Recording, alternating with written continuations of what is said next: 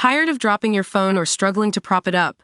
Meet the PopSockets phone grip with expanding kickstand in black, your new must-have accessory. Don't miss out. Grab yours today. Click the link in the video description to shop now on Amazon. I'm so in love with my Filipino wife. I'm living off £1 Iceland frozen pizzas to send her money and bring her to the UK. A pensioner loves his Filipino wife, so much he's surviving on £1 Iceland frozen pizzas to send her hundreds each month. John Ball, 78, is willing to sacrifice everything, including his life savings and vital heart medication, to bring his wife Anita, 61, to the UK. The OAP is sending a crippling £250 a month to the Philippines after the Home Office blocked their bid to move Anita into his Southport council house. UK spousal law states a couple must have a minimum combined income of £29,000, unless they have £160,000 saved in the bank, which John dubbed ridiculously discriminatory. He told the Mail, "It's hell on earth. I am having to cut down on everything just to send her the money. I've got to find the cheapest food there is, like pizzas for less than £1. I will be at serious risk if I can't get my tablets sent over there." The cost of sending his medication over to the Philippines would be around £100 a week, unaffordable for the twice-divorced pensioner who lives on £210 a week. But John said he'd risk his life for her, and has even looked into selling his organs to raise funds.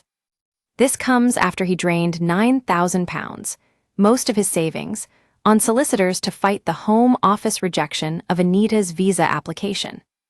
He now barely gets by on around £20 a day, and with winter fuel payments cut, John can only afford heating a few times a week.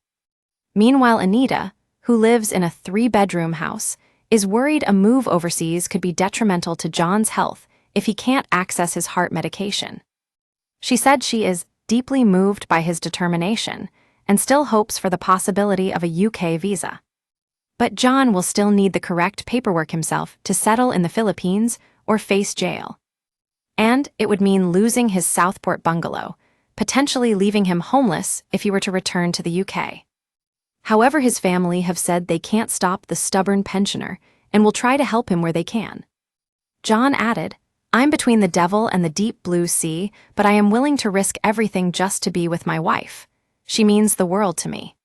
The couple tied the knot in September 2023, just months after meeting on a dating app.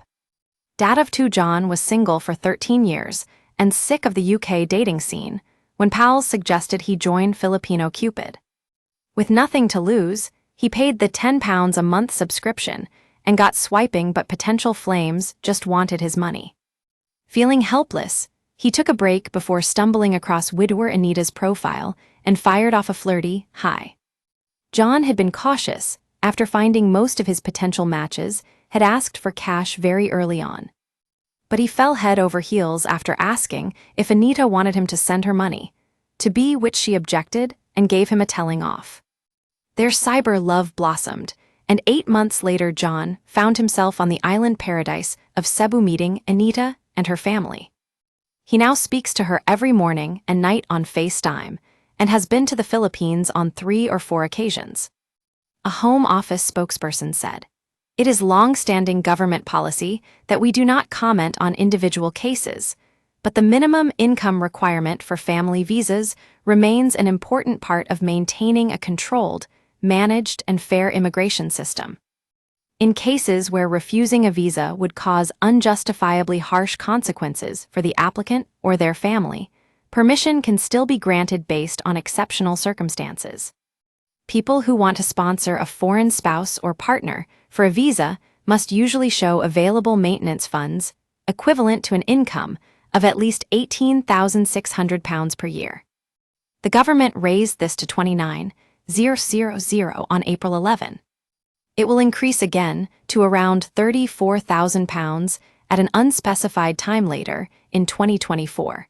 And is planned to reach £38,700 in early 2025. But this will depend on the outcome of the general election. Source: Commons Library.